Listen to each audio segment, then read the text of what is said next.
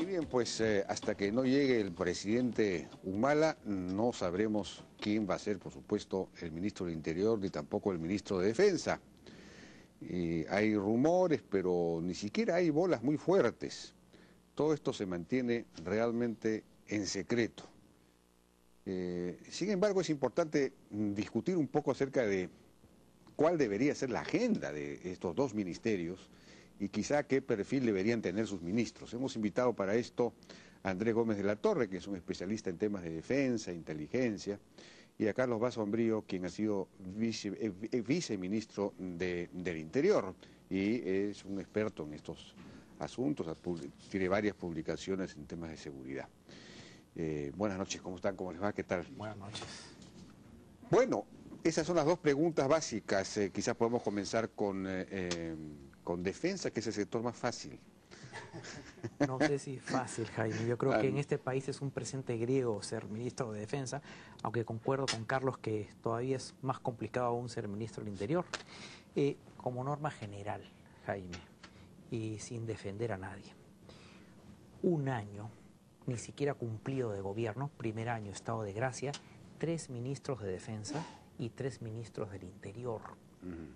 Sí, pues. No voy a ser tan agresivo de compararme con Colombia, con Chile, con Brasil, porque creo que en la circunstancia sería mucho pedir, independientemente de los procesos de reforma militar. Bueno, en Colombia, perdón, el comandante general en primer lugar están unificadas la policía y los militares, ¿no? Esa es una percepción, sino bajo el mismo ministerio. Bajo el mismo ministerio. ¿No? En Chile también es una opinión, es una percepción, es un modo, tampoco digo que sea la panacea, pero lo que voy es que comparando, por ejemplo, con países, digamos, como Ecuador o como Uruguay, por lo menos los ministros de Defensa duran al menos un año, año y medio en promedio de gestión. Y en segundo lugar, creo que hay ciertos aspectos relacionados con la continuidad de las políticas de defensa. Cultura pública en el Perú, cambia el ministro de Defensa, cambia toda su burocracia, cambia toda su agenda y el ministro saliente entra en guerra con el ministro entrante.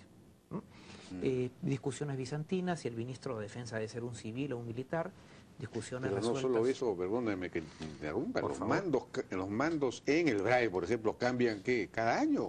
Y los soldados, los mandos intermedios cada 6 meses, creo. Paradójicamente, es decir, no hay ninguna posibilidad de tener ninguna continuidad estratégica. Paradójicamente, los mandos militares parece que superviven más que los ministros de defensa. Bueno, eso y hoy día se discute, bueno, en torno al perfil, ¿no? Hay un cubileteo, yo creo que sí, en este momento estamos en una sensación de indefinición, y hacer un cubileteo, yo diría que el gobierno tiene 2 orientaciones, o tendría 2 orientaciones, o un ministro del establishment, un posible ministro de Defensa del establishment. ¿Qué cosa es un ministro de establishment? Del grupo, si uno analiza... Lo único que no sería de establishment sería un Gabriel, por ejemplo, como ministro. ¿No? ¿Qué cosa y sería muy audaz, creo. Sería muy audaz.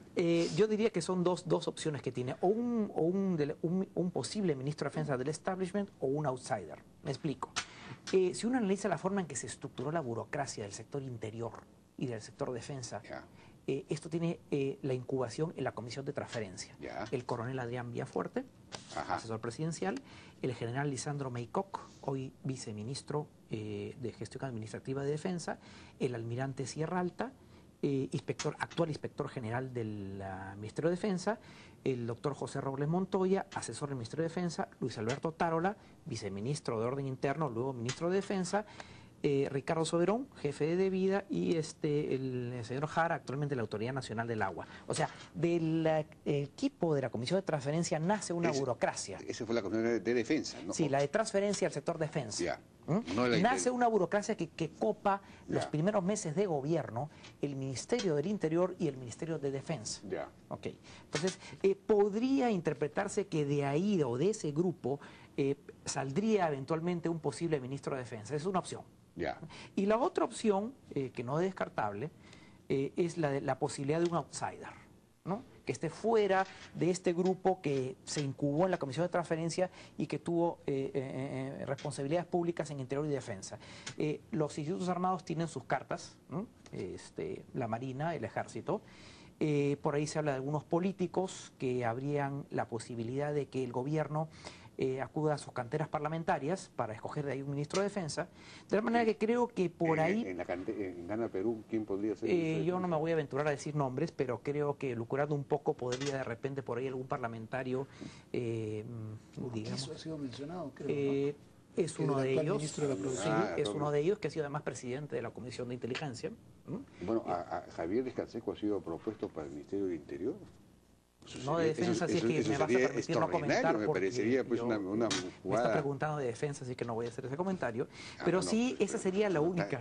Ese es el problema, estamos demasiado parcelados. No puede ser. Sí, exactamente. No vamos a ganar la guerra contra senderos y con esa parcelación tan extrema. Y otro tema, Jaime, si me permites, es que se han agudizado las contradicciones entre los grupos internos de poder. Hay un problema horizontal y vertical, me explico. En primer lugar, las tensiones permanentes que se producen entre los ministros de Defensa y los ministros de Interior con sus directores de Policía Nacional y sus comandantes generales y jefe del Comando Conjunto. O sea, hay problemas de corte horizontal y vertical. O sea, primero... los ministros se pelean con sus mandos. No digo que se pelean, pero son relaciones bastante conflictivas que hay que mejorar. Y esa es una agenda, un punto de agenda importantísimo en el perfil del próximo ministro de Defensa, que cultive una relación, digamos, en términos cooperativos con los comandantes generales y con el jefe del Comando Conjunto. Alguien como Lourdes Alcorta, por ejemplo, ¿qué le parecería? Bueno, digamos que yo creo que he recibido un mail de una persona que me ha recordado que cuando hubo el terremoto de Pisco, ella llegó pese a que no se podía llegar. Y nadie podía levantar los cadáveres porque el fiscal no asistía, porque esperaba que la policía fuera. La policía no iba porque estaba peleada con el fiscal. Entonces ella fue a la comisaría y fue a la fiscalía y a grito los sacó a los dos y los hizo y finalmente levantaron los cadáveres. Y demostró una capacidad encomiable, digamos, sería un ejercicio muy interesante, por ejemplo, de concertación, pero normalmente los ministros de Defensa son hombres o personas o perfiles de estricta confianza del presidente con una trayectoria política. Entonces sería una media cohabitación a la francesa entre socialistas y gaullistas, una cosa que para nuestro país yo no sé si sería este tan gobierno avanzada, es una ¿no? cohabitación total, este gobierno. Bueno, yo no voy a hacer comentarios políticos. Y otro punto, la Agencia de Compras Militares. Ha cortado muy bien los ámbitos en los que habla. Por favor, Jaime, la Agencia de Compras Militares, que es el punto fundamental de la próxima agenda de cualquier ministro de Defensa. Hay un desorden total en lo que es la política de adquisiciones militares y no tanto en la transferencia de recursos, sino en la elección de los sistemas y los equipos. Y permíteme que hay que ser escrupulosos en defender la ley 28478, ley del Sistema de Seguridad Nacional del 2005, que establece la estandarización de los componentes. ¿Por qué, Jaime? Porque en el teatro de operaciones en el BRAE, la policía, la marina, la FAP y el ejército comen distintos. De repente un arma tiene un chef, de repente otro come un tipo de alimentación. ¿Van con chef? De repente, no sé, digo. Extraordinario. ¿No? Otros de repente se le da su rancho para que coman en las poblaciones. O sea, hay una disimilitud y hay un desorden en las tres armas y con relación a la policía que justamente deteriora un poco la unidad de acción que hay en el ámbito operativo. No, de acuerdo. Y entonces creo tiene que haber interoperatividad. Así es. ¿No es cierto? Esa es una palabra importante. Así es una palabra además muy técnica. Es decir, que los equipos tienen que ser compatibles y complementarios, en fin. Y no solamente los equipos, sino las raciones. Los equipos médicos, los hospitales de campaña. Hay disimilitud y desorden, por eso es que hay que estandarizar y evitar estas distorsiones. Y saber comprar, porque tampoco saben comprar ni en interior ni en defensa. Entonces, terminan impugnadas todas las... Así es, exactamente. Permíteme, Jaime, un ejemplo muy claro, muy claro. Hoy día se quieren reparar submarinos. El 2009 el viceministro Eita firma un convenio de cooperación con Argentina para reparar submarinos en astilleros argentinos. Luego viene la propuesta surcoreana. Luego va el ministro de Defensa Otárola a Brasil con una propuesta brasilera y bueno, después hay la propuesta alemana de Ferrostal. En 3 años, 4 propuestas distintas. Sí, pues, la Fuerza Aérea, su avión de transporte, evalúa opciones españolas, italianas del mercado común europeo y recientemente brasileras de Embraer. O sea, no hay una clarificación clara. Después vamos a profundizar un poco más, antes de profundizar un poco más en la agenda, en caso del Ministerio del Interior, Carlos, ¿cómo ves el tema? ¿Cómo debería, es decir, cuál debería ser el perfil del ministro y sobre todo qué es lo que tiene que hacer?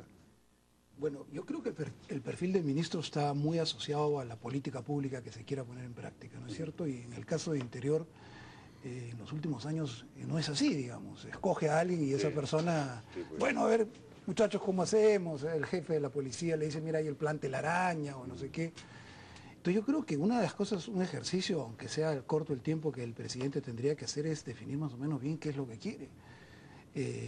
Cuáles son las prioridades que se quiere. Es como el Ministerio de Economía, ¿no? Más o menos hay unos lineamientos de política generales que son una política de gobierno y en función de eso ya viene la persona. Claro. Pero en el caso de Interior no es eso.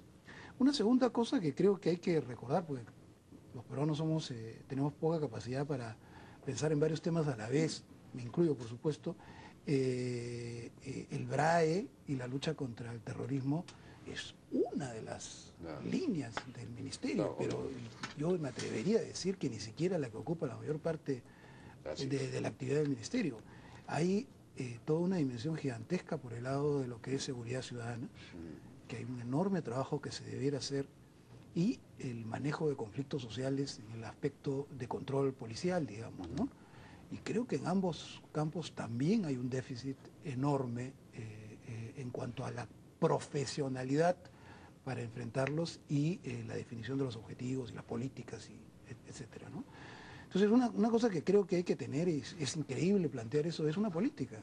Es una política. Este gobierno comenzó con este plan de pasar a más policías a horario pleno, ¿no es cierto? Claro, acabando eso, con el 1 por 1, no sé cómo se llama, 24 por 24 por 24. ¿no? Eso ha ido avanzando poco a poco, que es una cosa importante, pero un poco es casi la única iniciativa que esa es una medida, no una política, ¿no es cierto? Bueno. O sea, uno tiene políticas y en función de esas políticas hace medidas. Ya. La medida no me parece mala, creo que no se ha extendido más allá de lo que inicialmente se planteó, que es algunos distritos de Lima y me parece que en Trujillo o en Chiclayo. Pero como creo que es evidente, no hay ninguna disminución de la criminalidad en ninguno de estos lugares. O sea, creo que esa medida aislada era evidente que no iba a cambiar mucho.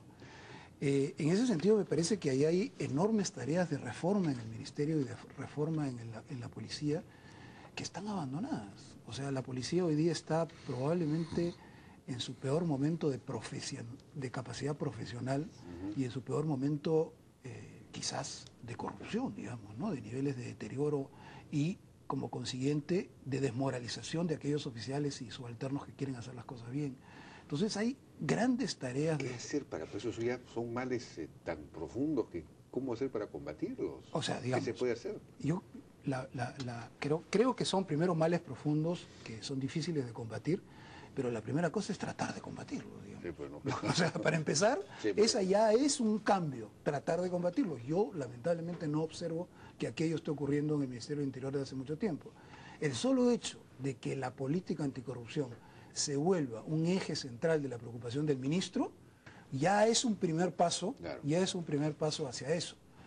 Hay que hacer que funcione la Oficina de Asuntos Internos. Hace 6 o 7 años que la Oficina de Asuntos Internos quedó exclusivamente en el organigrama y no sirve para nada.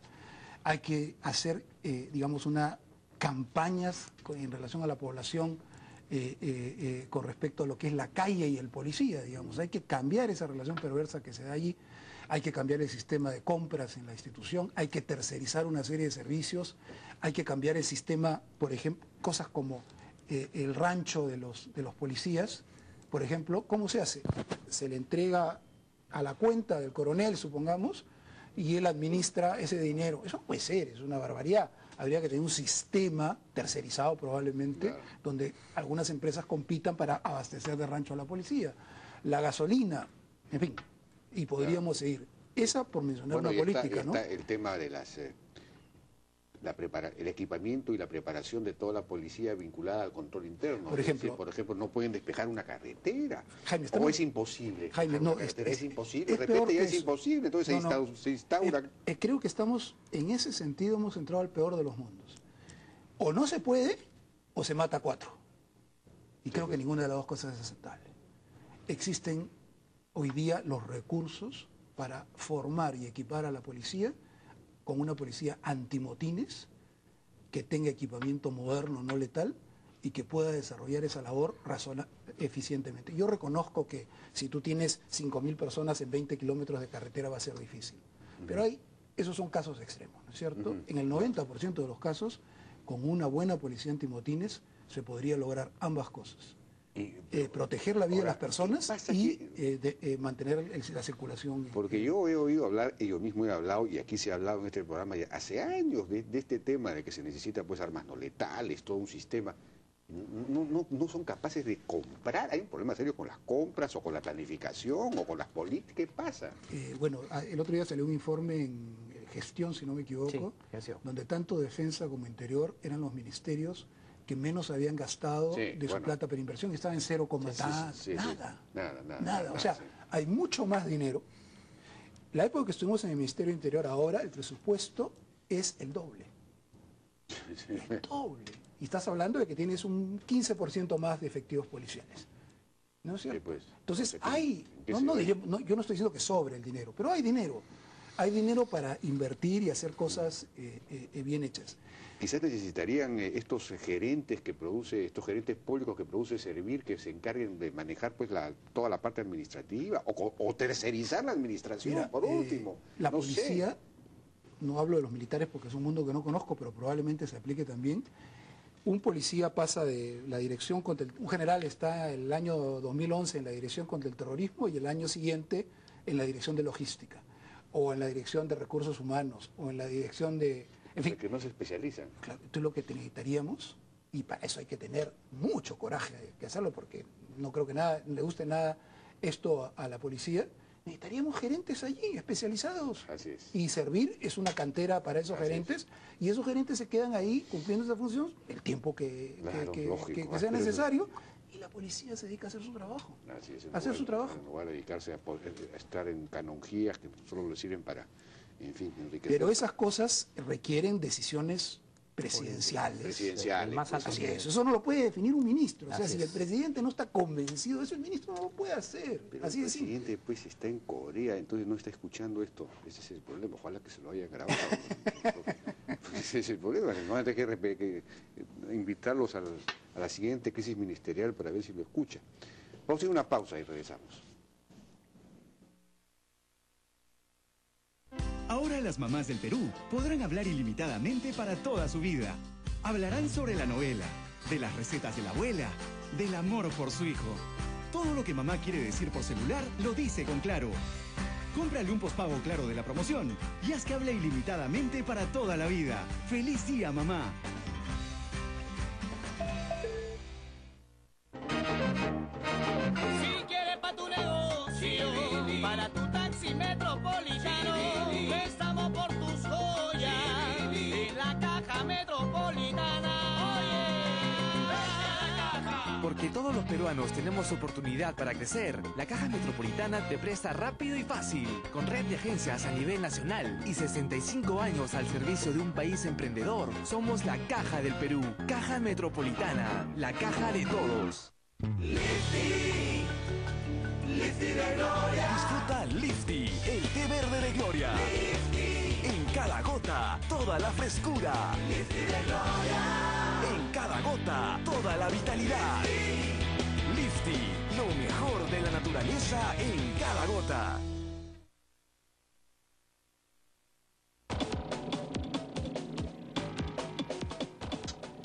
Bien, seguimos conversando con nuestros invitados Andrés Gómez de la Torre y Carlos Basombrío acerca de qué es lo que debe hacer, cuáles son las tareas principales de los próximos ministros de Defensa del Interior.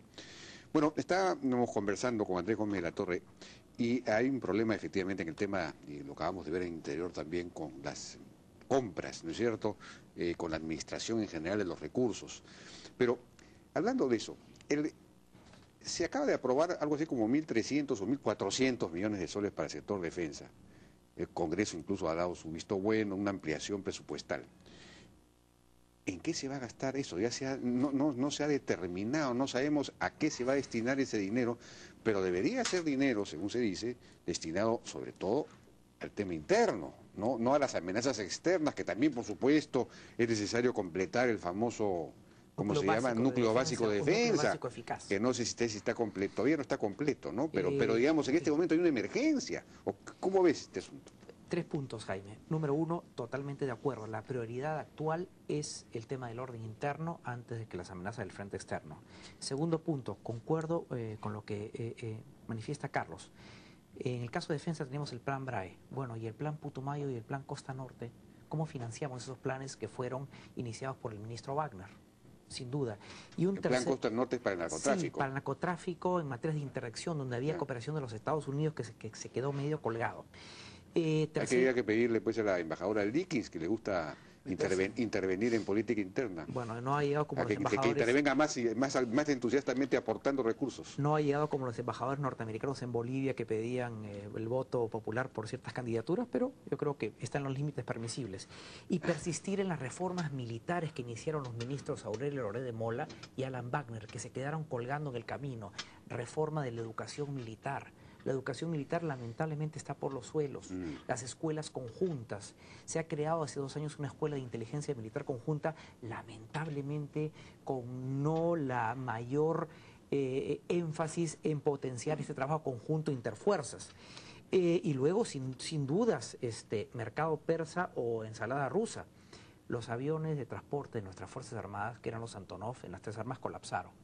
Y hoy día tenemos propuestas italianas, propuestas de la Unión Europea, propuestas brasileras, Embraer, propuestas españolas, probamos el avión. O sea, cada ministro entrante y saliente de defensa sale con su burocracia y automática guerra, ¿no? con la nueva burocracia, ¿no? Y esto lo vemos en 2 años de democracia. Pero si tenemos tú has mencionado una agencia de compras, ¿no? Se va a crear una agencia de compras. Se va a crear y es una decisión... Que no solamente implica, Jaime, si me permites... Pero entonces esa agencia va a estar especializada. Sí, no solamente el problema es gastar, sino cómo gastar. No. Y tratar de priorizar primero, esta agencia debería primero el tema de frente interno, helicópteros de transporte, aviones de transporte. ¿Cuántos helicópteros? El mercado se ha encarecido mucho, Jaime. Hace 10 años, o 8 años, o 7 años, podíamos encontrar un MI 17 de transporte por 4.5 millones de dólares. Los últimos que compráramos, 6, costaron 10, porque lamentablemente los rusos hicieron muy buenos negocios en América Latina, en México, en Ecuador, en Argentina, en Brasil, en Colombia. Entonces el mercado cada vez por la tecnología se encarece más. Y cuando el presidente Toledo reparó los 13 helicópteros del 2004, era muy buena medida, pero fue también un buen tiempo para comprar más helicópteros. Todo se está encareciendo, todo nos va a costar más. Pero sin dudas hay que repriorizar. No, pero en este momento tenemos que, no importa lo que cueste, el Perú tiene capacidad incluso para endeudarse largamente. Este es un asunto de emergencia nacional. Es un tema de decisión política.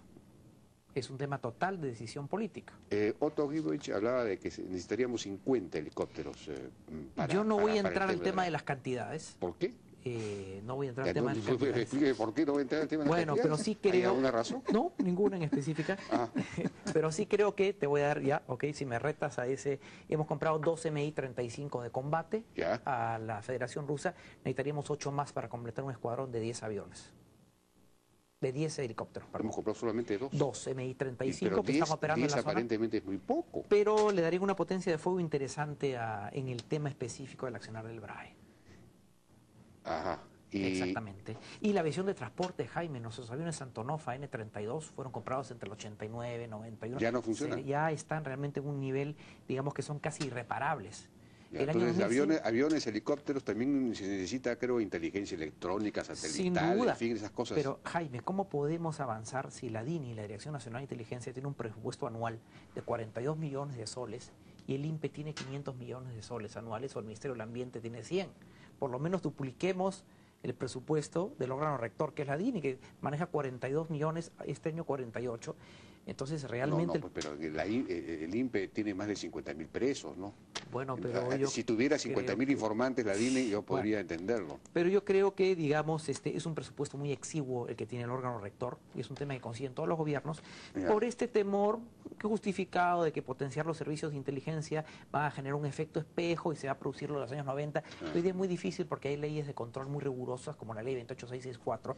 De manera que creo que el tema de inteligencia es un tema también, no solamente pensar que todo se soluciona con compras de aquí lo que está faltando es inteligencia, en el caso del BRAE, pero no sé si es la DINI la que llevaría a cabo esa inteligencia o son los... Yo creo que es el momento para darle una buena ampliación presupuestal a la DINI para que pueda... la DINI haría inteligencia operativa también. Sí, según la ley no está... es decir, tendría agentes informantes directos en el campo. Así es, exactamente, pero creo que su labor sería más de acción de coordinación entre los servicios. Entonces para eso no necesita pues más plata. Coordinar un centavo, yo coordino con un centavo. Bueno, Jaime, pero también las redes de colaboradores, informantes y la infraestructura, todo cuesta. Sí, de acuerdo. Por eso, pues eso es otra cosa. Por eso, si van a tener una red de colaboradores, sí necesitan plata. Por supuesto. Y finalmente, Jaime, otro tema que creo que son políticas de consenso nacional. O sea, esto es. Lamentablemente hemos visto en los casos de los submarinos alemanes y las compras de los aviones de transporte que cada ministro trae una agenda y una propuesta. Entonces estamos en mucho sobresalto. Entonces hay que generar políticas de continuidad y de consenso que no existen en este momento. De acuerdo. Sí, pues. Y ese es un gran problema y se requiere de una decisión política. Y no olvidar, como muy bien ha dicho Carlos, que las agendas no se circunscriben al tema del BRAE, porque hay otras agendas que están un poco aletargadas, un poco escondidas, pero que evidentemente son parte de una prioridad, de un concepto integral de política de seguridad nacional. Ojalá que haya una modificación de la Constitución, ya olvidémonos del tema del orden interno, vayamos al concepto moderno de la seguridad pública. Y no pensar que estos problemas que tenemos requieren una simple respuesta militar o policial. No, temas, claro que no. Y son temas de largo plazo. Pero digamos, estas columnas armadas ya han demostrado que sí son un desafío militar. No solamente general, sino son un desafío propiamente militar. Sin duda, pero ganarse la población, pero claro, ganarse la población no es una responsabilidad exclusiva de la Fuerza Armada, de la policía ni los servicios de inteligencia. Ahí necesitas entrar con todo. Así es. De acuerdo. Bueno, y Carlos, el tema, estabas mencionando el asunto de la Fospoli, esto que contabas en la pausa. No, digamos, por ejemplo, uno de los grandes desafíos que hay con respecto a la policía es, a la par que tú les exiges más y controlas la corrupción, tú tienes que mejorar su calidad de vida. No. Una de las fórmulas es el aumento salarial, pero siempre el aumento salarial va a ser muy limitado por ser un número tan grande. No. Pero hay otras formas que tienen que ver con los servicios que uno tiene, por ejemplo, por ser policía. Uno de ellos, el principal, la salud. Ya, claro. Fíjate, el Estado, te estoy hablando de cifras que habría que actualizar, transfiere cantidades muy importantes de dinero a la salud policial vía el Fondo de Salud Policial, el Fospoli. Ya. Ese dinero... ¿Cuánto es más o menos? ¿No sabes? Debe ser mucho más que eso ahora, pero yo recuerdo que hace unos años era alrededor de 100 millones de dólares. Yo creo que debe ser... 150, digamos. Sí, no te puedo decir la cifra, no la estoy siguiendo en el detalle. Bueno, eso es un montón. Un montón de dinero. Mira, nosotros queríamos tercerizar los servicios policiales de salud, porque nos parecía, de nuevo, bajo el principio de la policía se dedica a hacer su trabajo bien y que sea bien atendida para hacer su trabajo y no distraer sus recursos en brindarse un servicio que, como todos los policías que nos están escuchando saben, que es malo. Sí, pues. No quiero ir más allá porque es más que eso. ¿No es cierto? No hay remedios, hay grado para la atención, si eres general te atienden, si eres... Fospoli es una tienda de remedios. No, Fospoli es un fondo. Un fondo, que da sobre todo para lo que es equipamiento, remedios, etc. Ya. Y sabemos que todas esas cosas son escasas o inexistentes, reactivos y todas las cosas que se necesitan en un sistema de salud. Nosotros hicimos un estudio con expertos en la línea de ir transfiriendo eso, privatizándolo, tercerizándolo. Y el cálculo que sacaron los expertos era que ese dinero en abstracto, obviamente es en abstracto porque hay 1000 condicionantes en el camino, ese dinero puesto como un seguro privado le daba a cada policía del Perú el seguro top A, digamos, que tiene el empresario. ¿El seguro de salud? El seguro de salud. O sea, ese. O sea, digamos, obvio que hay que ir un montón de mediaciones todavía porque hay que reasignar personal, hay un montón de cosas. No es tan sencillo como eso. Pero sí se puede, con otro tipo de administración de los recursos, que no sea la administración directa, obtener mejores resultados con un sistema de tercerización. Además, hay toda la posibilidad, ¿para qué tener los remedios centralizadamente en el hospital de policía? ¿Por qué no tener un sistema, hacer concursar a las conjuntos de cadenas de farmacias cuál ofrece el mejor sistema de ofrecer? Nos dijéramos que éramos, internamente nos decíamos que éramos agentes de los chilenos, porque en esa época la mayoría de las cadenas eran chilenas, pero ahora como hay peruanas también... No, además ya no son chilenas. Ya no son chilenas. Pasa vendido, no sé a qué... Claro, pero en fin, esa es una anécdota. Pero lo que quiero decir es que cuando uno tiene una agenda, que se requiere una agenda que vaya más allá de administrar el día a día.